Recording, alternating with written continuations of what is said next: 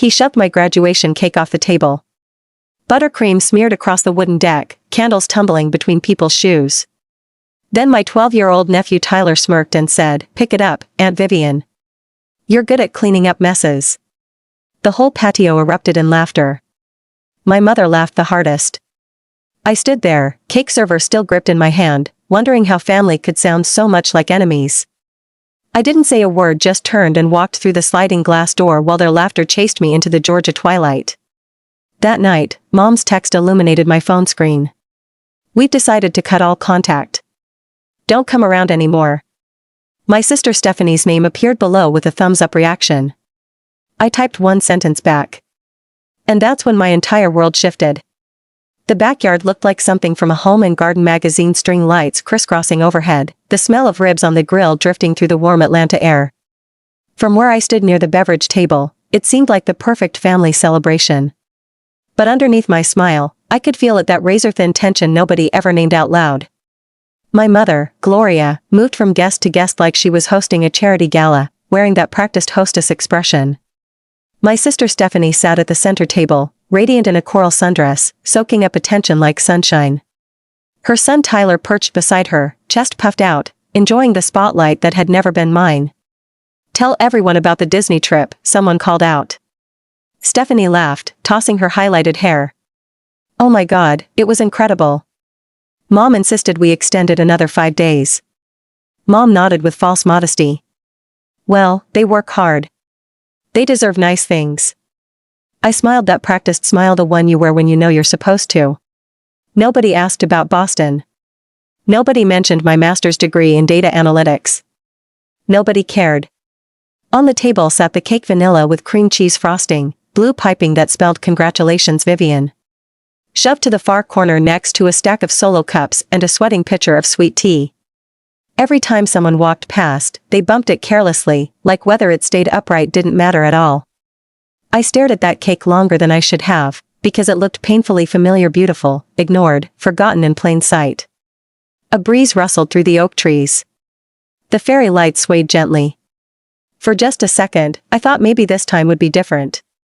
Maybe they'd actually celebrate me for once. Then Tyler bolted toward the table, eyes gleaming with mischief. His voice sliced through the chatter. "Aunt Vivian, Mom says you only got your degree so you'd have something to brag about." The laughter that followed was sharp and cruel. Mom didn't correct him. Stephanie pretended to hide her grin behind her margarita glass.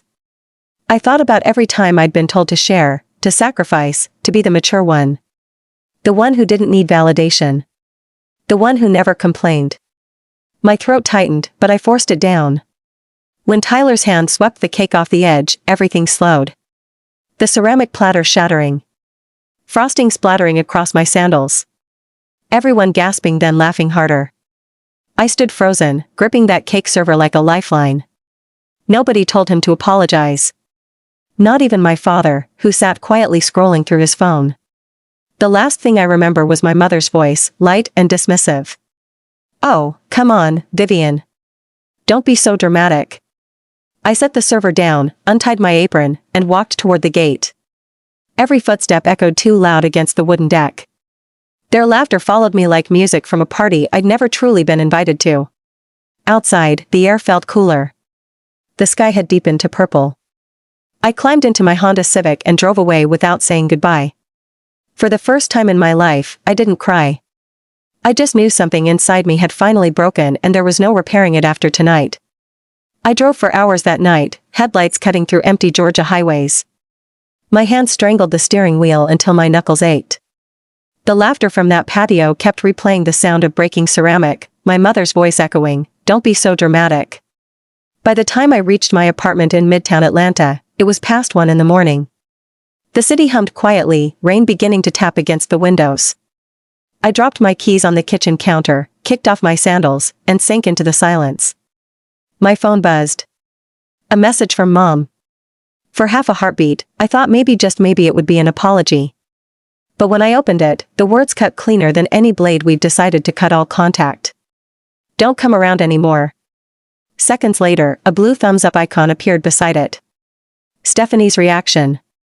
I stared at the screen, my reflection ghostly against the glass. My chest didn't tighten. I didn't cry. I just sat there, numb, as if my body had finally stopped trying to prove it could still feel pain. I opened my laptop. The blue glow flickered across the dark room. The cursor blinked on an old Excel file, my monthly budget tracker. 2 rows stared back at me. Parents' mortgage. $475 per month. Stephanie's Jeep Grand Cherokee, $680 per month. Both loans co-signed by me. Both payments automatically withdrawn from my checking account for the past 4 years. I'd signed those papers because Mom had said, "You're the responsible one, honey. Just help family out." Back then, it felt like love. Now it looked like a leash. The rain outside intensified. Drops hammered against the window in uneven rhythms, like a clock counting down to something inevitable. I scrolled through our text history. Years of polite thank yous, guilt-heavy reminders, empty promises. Just until Stephanie's photography business takes off. Your dad's between contracts again. We'll cover next month's payment. Next month never came. The weight in my chest transformed. It wasn't sadness anymore. It was crystal clarity. I opened a new message and typed slowly, each word deliberate, each letter like a door slamming shut. Removing my name from both loans tomorrow morning. You wanted me gone, now you'll feel exactly how gone I am. No emojis. No explanations. I hit send. The phone chimed once, then went silent. I placed it face down on the coffee table, the rain softened to a whisper. I poured myself a glass of water and watched condensation slide down the side of the glass. For the first time in my adult life, silence didn't feel like surrender. It felt like control. They wanted me gone? Fine. But this time, they were the ones who would feel my absence. I stood by the window, watching rain streak down in silver lines, washing the city clean. Somewhere in the distance, lightning flickered silently. Tomorrow, I would walk into that bank and reclaim my life. Tonight, I would sleep without guilt for the first time in years. I climbed into bed, pulled the covers up, and closed my eyes. The phone stayed silent, the rain kept falling. And for once, I felt nothing but peace. Morning arrived gray and heavy, the kind of Atlanta dawn that makes everything look freshly washed. I brewed coffee and watched steam curl from the mug, thinking about how easily things end, not with shouting, but with a single text message. I hadn't slept, but I felt wide awake. The exhaustion had burned away, leaving only strange, quiet determination. By 9, my phone started buzzing nonstop. Mom, Dad, Stephanie, unfamiliar Georgia numbers. 43 missed calls before I stopped counting. The family group chat exploded with demands, threats, manipulation. You've lost your mind. Do you realize what you're doing to us? We raised you. Not one message said, "I'm sorry." I didn't respond. Instead, I pulled on a navy blazer, tied my hair into a neat bun, and grabbed my laptop bag. My fingers typed the address into Google Maps. Peachtree Community Bank, downtown branch.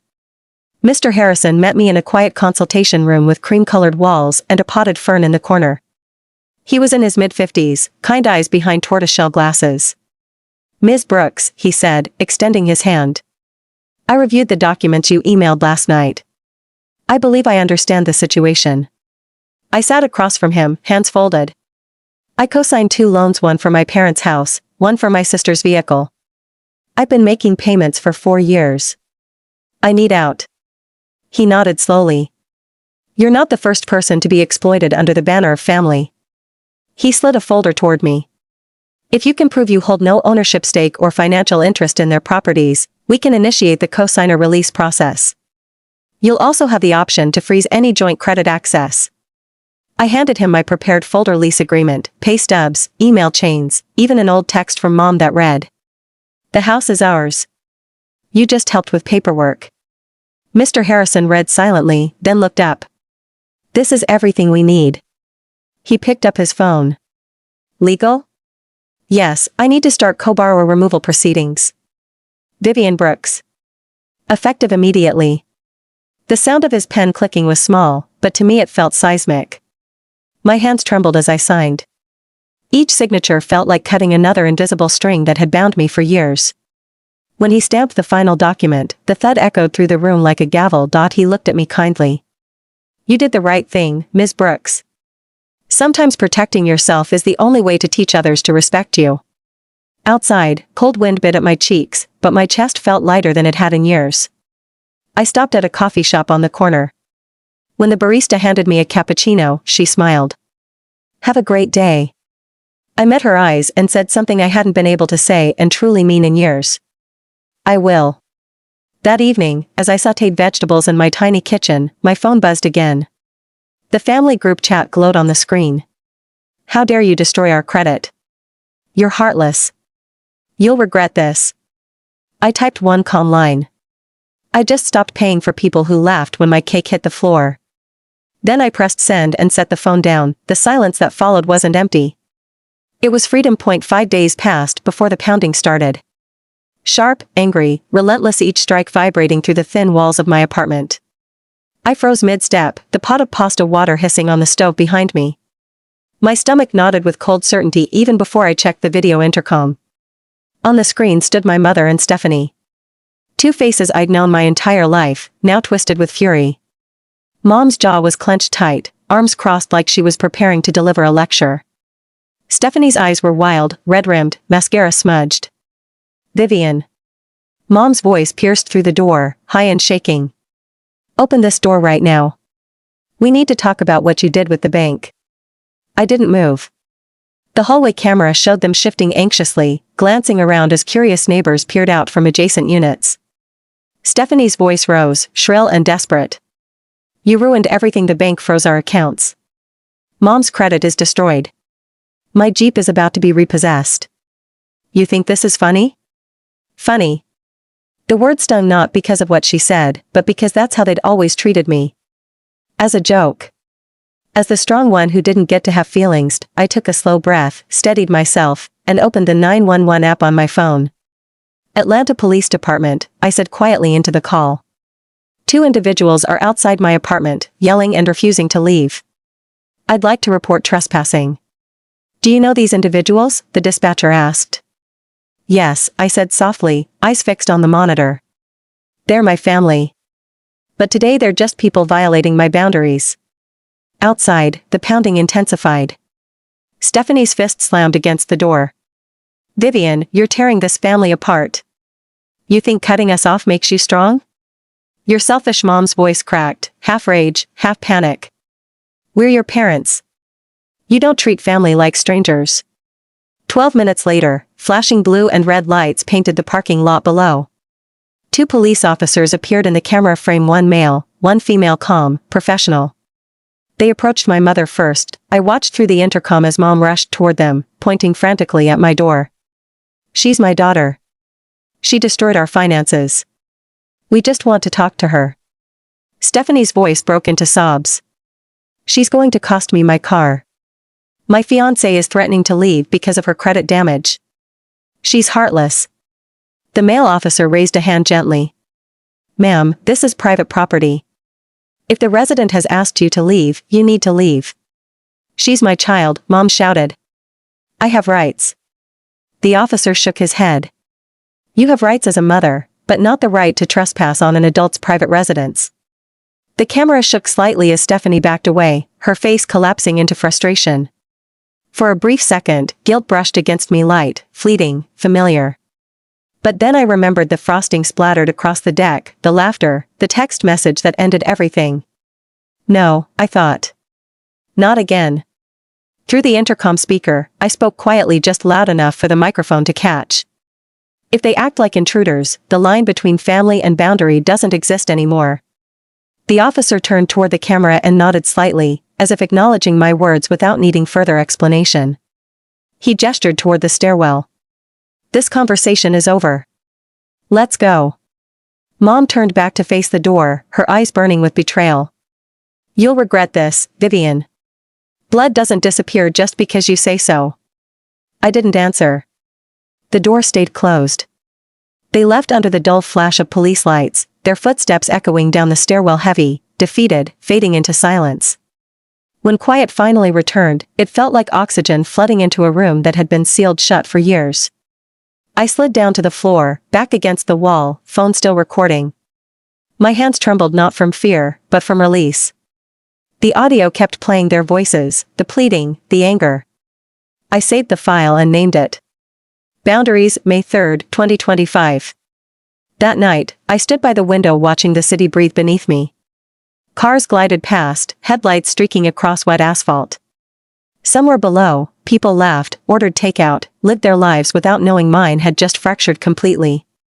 And in that quiet apartment, a family had fallen apart without a single scream. The next morning, my inbox flooded with messages I hadn't anticipated. A Facebook post from mom, written in large, bold letters. Sometimes the child you trust most becomes your greatest betrayal. Vivian stole from her parents and destroyed our credit. Some people never learn gratitude. Below it, dozens of comments from old neighbors, distant relatives, people I barely remembered from childhood. So ungrateful. Poor Gloria, after everything she's done. And then one that twisted the knife. I heard she used her parents' money to buy that fancy apartment in Midtown.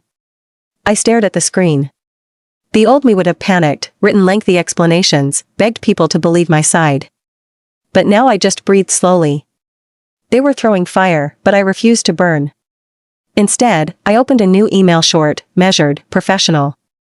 Subject, brief clarification, personal matter. Hi team, if you encounter rumors about me circulating online, please disregard them. Some people respond to boundaries with falsehoods.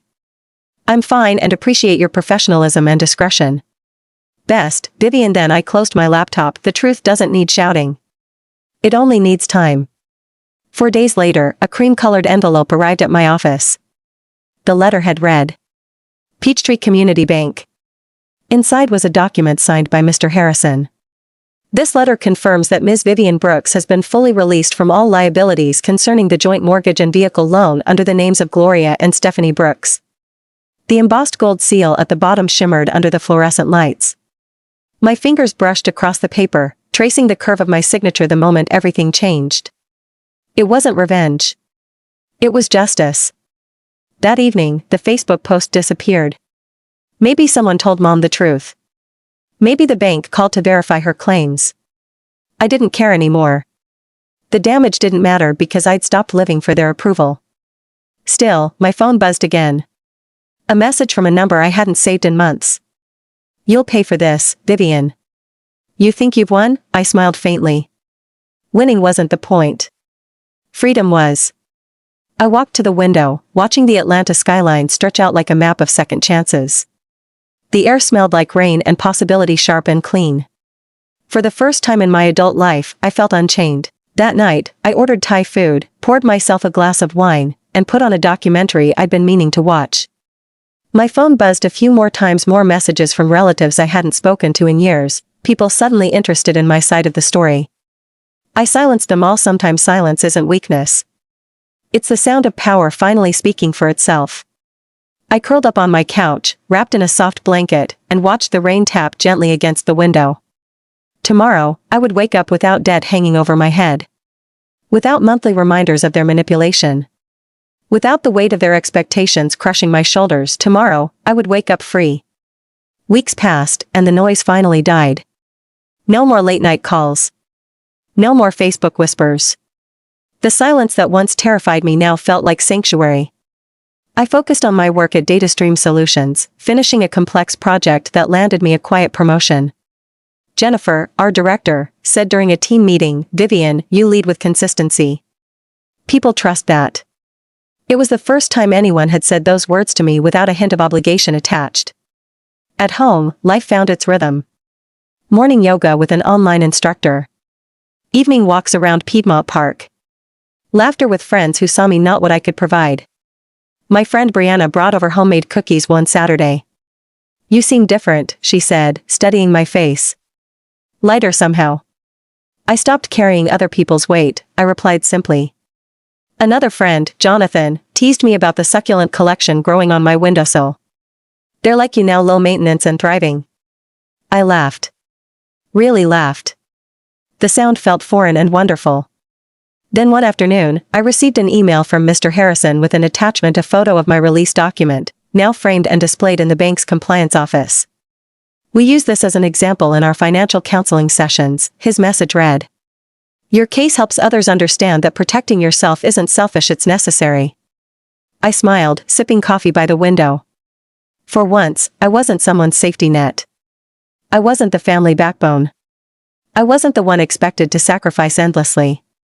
I was just Vivian whole, free, finally belonging to myself. I started taking a pottery class on Thursday evenings.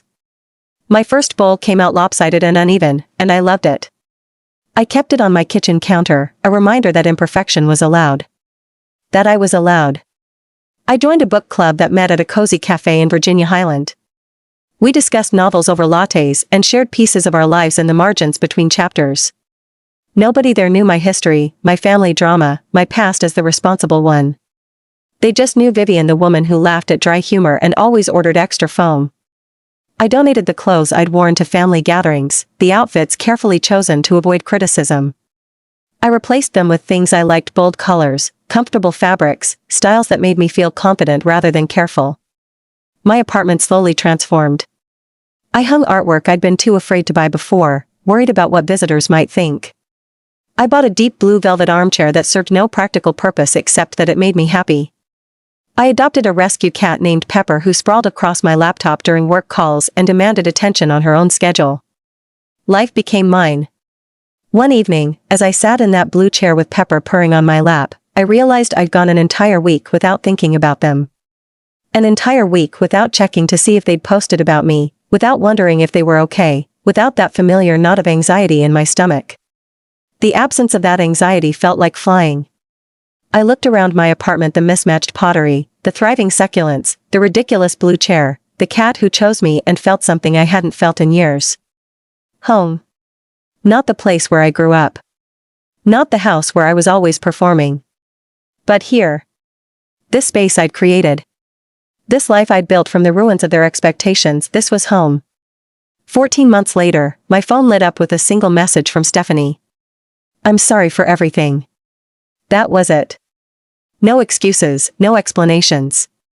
Just 4 quiet words that once upon a time would have sent me spiraling. I stared at the message for a long moment, Pepper shifting in my lap. The October sunlight streamed through my window, painting everything gold. I thought about all the ways I could respond. All the things I could say about the years of hurt, the laughter when my cake hit the floor, the text message that severed everything, the lies they'd spread about me. But then I realized something profound. I didn't need to say any of it. They already knew. And more importantly, I'd already healed. I set the phone down without replying. Forgiveness, I understood now, doesn't always mean reopening the door. Sometimes it's about closing it gently and walking away in peace. Sometimes it's about releasing the anger without granting access. Sometimes it's about understanding that people can be sorry without earning back what they lost. That evening, Brianna and Jonathan came over for dinner. We made homemade pizza, laughing as flour dusted across my kitchen counter. We talked about everything and nothing: upcoming work projects, a new coffee shop downtown, Jonathan's disastrous first date, Brianna's plans to finally learn Spanish. Nobody mentioned my family. Because they weren't my story anymore. After they left, I stood on my small balcony, looking out at the Atlanta skyline. The city lights flickered like stars brought down to earth. Somewhere out there, my mother and sister were living their lives, dealing with consequences, maybe learning, maybe not. And I was here, finally free. I thought about the woman I'd been at that graduation party, desperate for crumbs of approval, willing to accept laughter as a substitute for love, conditioned to believe that sacrifice equaled worth. She felt like a stranger now. The version of me standing on this balcony knew her value wasn't determined by how much she could give until it hurt. Knew that real love doesn't require you to set yourself on fire to keep others warm. Knew that walking away from toxicity isn't abandonment, it's survival. Lake Lanier shimmered in the distance, catching the last rays of sunset. The air smelled like autumn, crisp, clean, full of possibility. I breathed it in deeply and whispered to myself, to the city, to the universe. Welcome home, Vivian. Inside, Pepper meowed from her favorite spot on the blue chair. I smiled and went back in, closing the balcony door behind me. Tomorrow, I'd wake up and go to work. I'd laugh with colleagues over lunch. I'd come home to an apartment that felt like sanctuary. I'd video call with friends, water my plants, maybe start that novel I'd been thinking about writing. I'd live a life that was authentically, unapologetically mine. And somewhere in a house in suburban Atlanta, a text message would remain unanswered, not out of cruelty, but out of self-preservation. Because I'd learned the hardest lesson of all. You can love people from a distance. You can wish them well without letting them back in. You can forgive without forgetting. You can be someone's daughter, someone's sister, and still choose yourself. And that choice, that simple, terrifying, liberating choice had saved my life. If you've ever had to cut ties to find yourself again, you're not alone.